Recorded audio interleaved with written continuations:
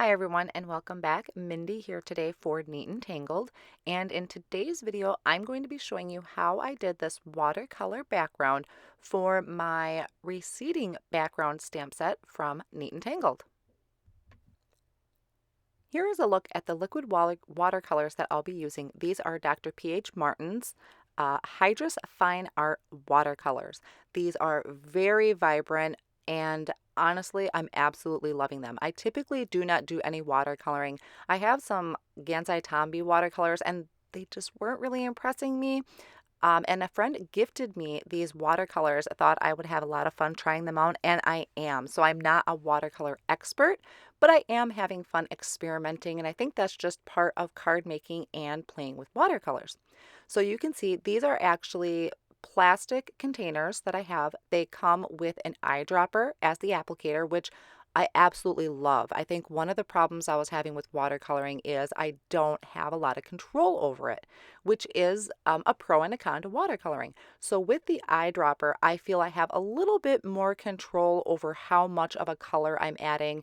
And if I want to mix colors, I can add 1 drop, 2 drops. I can also kind of write that recipe down. So for instance, off on the right hand side, I'm making a really deep blue, or it's a bluish purple. And I had experimented beforehand and knew that having a certain number of each color is what's going to give me this deep blue. So I'm just using the Tim Holtz Glass Media Matte to do my watercoloring. You can see I am taping down my watercolor cardstock here. This cardstock is from the B Paper Company. My friend Lisa recommended it, so that's what I'm using. And I'm just holding that down so that my paper doesn't move on me and warp where I can't watercolor on it. So the first thing I want to do is I want to wet my entire cardstock. This is a wet on wet technique. I don't know a lot of technical terms with watercolor, but I do know wet on wet technique is a term. So I started out by just laying down a lot of water on that watercolor paper. I have 2 little glasses up at the top of my screen. One is going to be for my clean water, one is for my dirty water. And I'm just getting my water brush or my paintbrush here wet, and I'll dab off onto my cloth there on the side once in a while if I think I have too much. This is not a fancy brush by any means. I don't even honestly know where I got this.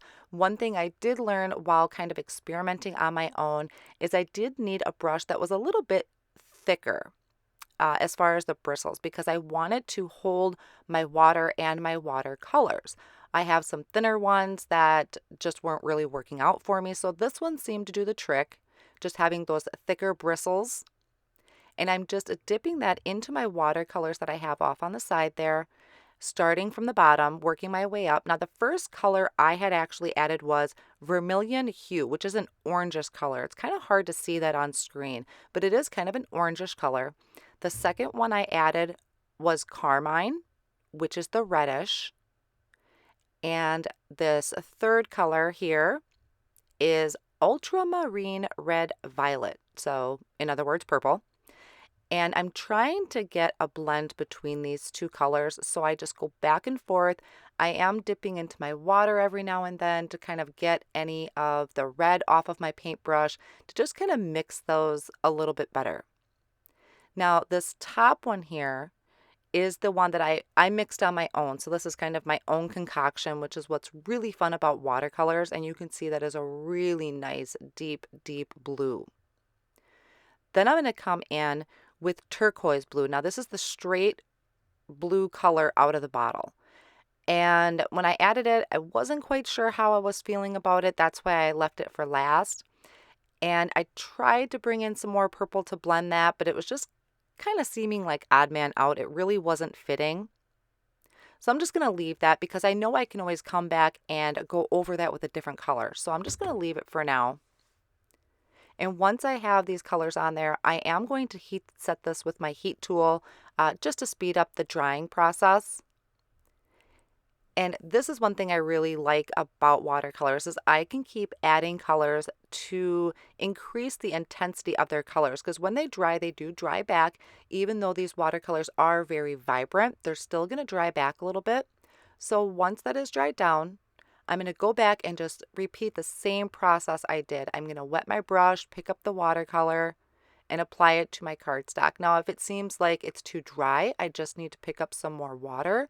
The more water you add to these colors, the more it's going to lighten those colors. That's why it really helps to kind of already have a base down there. So it'll help bring out that vibrancy a little bit. So once I have the purple, I'm kind of going into that turquoise blue because I'm just going to cover that up. I'm trying to create a better transition between that purple and that red. And then what I'll end up doing is actually, once I'm drying it back, I'm just going to take that really dark blue and go over that entire section because I just really wasn't liking how that turquoise was sitting in there. So I'm going to kind of bring that down into that blue a little bit, cover that up. You can wet your brush a little bit more to thin that out, get your colors to spread a little bit easier. And then once I'm happy with it, I'll just remove that purple tape that was holding it down. And that's another reason why I really liked working on this glass media mat for this, is because I can use my heat gun on it and it's not going to hurt anything. Now, my intention with this was I wanted to add a subtle background. I love how this came out. I love how the colors blended. So I just wanted to add this receding background to that, but I just wanted it to be subtle. I didn't want it to really pop. My mistake. So what I did is I prepped my panel with an anti-static powder tool.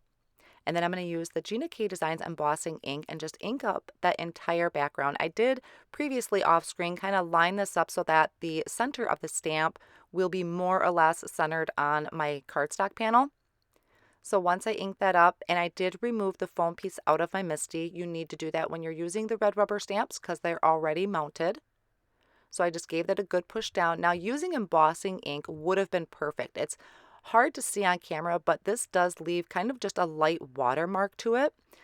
I'm bringing in this Hero Arts White Satin Pearl embossing powder, and I didn't realize how white it really would be against this background. I've used this embossing powder before, and it never really came out so white until I tried it on this background. But, you know, you go with the flow. I loved my background. I wasn't starting over. So I did go ahead and heat set that with my heat tool. And then once it was dry, I trimmed that panel down to 4 by 5 1/4. And I went ahead and I die cut the word awesome 3 times from some white cardstock. And I did use 110 pound. And then I'm going to use this E6000 spray adhesive. This is odorless. It's a spray. And it holds really, really well. So I sprayed the back of my die cut words with that and then just attached them together. So it's going to be 3 layers high and it's going to give some really great dimension to this awesome sentiment.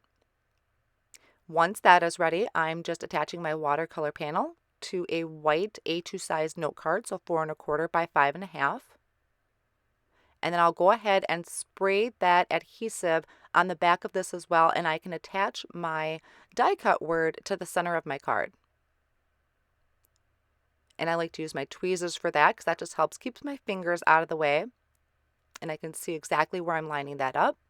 For my sentiment, I am going to use the skinny strips. So I have the Type Sentiments stamp set here, and I'm just figuring out which one I want to use. And I die cut it out of some black cardstock. And I'm going to line this up in my Misty tool and stamp my sentiment. Now, one thing I didn't show on camera is I actually sprayed my Misty mat there with some pixie spray, which is a temporary adhesive. It's just kind of sticky. So that is why my sentiment strip is sticking down in place where I want it, is it's just lightly tacky on my mat. And that works out really, really well. Once I have that stamped in some embossing ink, I'm going to go ahead and sprinkle this with white embossing powder. And then I'll go ahead and heat set that. You could use your tweezers or a clothespin to hold your strip here if it's too small. And now I'm just going to cut off that word awesome because this is going to work great with my die cut word I already have on here. So I'm just trimming this down a little bit to fit what I need for the front of my card. Once I have that trimmed down, I can go ahead and add it to my card panel, and I wanted it right at the top there above that letter A. So being that I didn't put anything heavy on this, and this is still a little flexible as far as moving, I just kind of picked that A up a little bit, or the top of it, and I'm tucking my sentiment right under that top part of the letter A. So even though this wasn't exactly what I had in mind, I still really like how this card came out. I love vibrant colors, vibrant cards, so I'm still really liking it. And to finish this off, I'm just adding some sequins from Neat and Tangled around my die cut word. And these are just some clear sequins. You can usually find these in any one of the sequins packs. There's just some really nice clear iridescent ones in there.